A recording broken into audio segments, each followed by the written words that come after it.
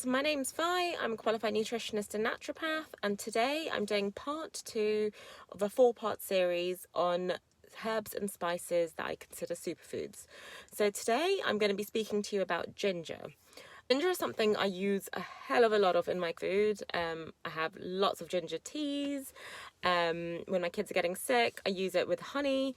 So ginger is one of those things that actually it's got a whole array of health benefits, and it can impact us in a massively positive way.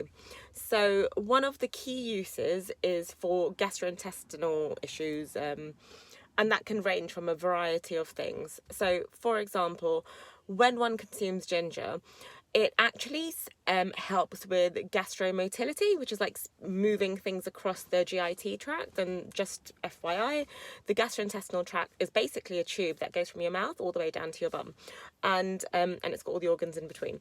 So it helps speed those things across the GIT. And so what that does is, where sometimes people get a lot of bloating or they might get a lot of sort of gassiness, it can really help with that because it doesn't allow the food to start fermenting within the GIT, and it just pushes things along.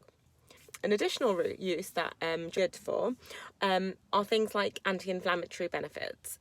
Ginger can also help with morning sickness, and this is something that's been used for generations upon generations. I used it myself during pregnancy. And it's meant to alleviate symptoms of nausea and vomiting. It's also really beneficial for things like just general pain, possibly because of the anti-inflammatory benefits it has. It's also an antioxidant.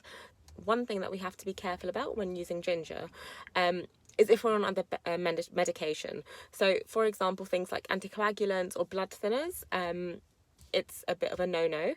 And also, if you are going to start utilising ginger, then it's really important that you speak with your healthcare professional provider to ensure that it's absolutely fine for you and you don't have any allergy sensitivities and it doesn't interact with any of the medication that you're taking.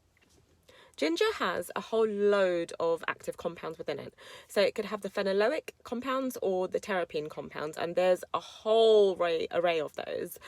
So things like gingerol, which I never get right, I always think ginger ale, but gingerol is incredible. And these are some of the active compounds within ginger that allow it to have all the benefits that it does. So a couple of ways that I use ginger outside of like just general cooking. If my children are getting sick or they're getting a cough, I utilise Manuka honey, and I will grate ginger, squeeze out the juice of the ginger, fresh is ideal, and I will literally just give them a spoonful of that.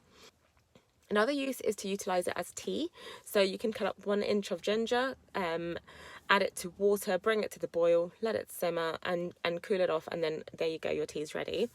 Or something I love doing because it's so easy is if you get ginger, pop it into a jug of water and just leave it in there to seep in overnight, and then drink that the following day. It's really, really good for you.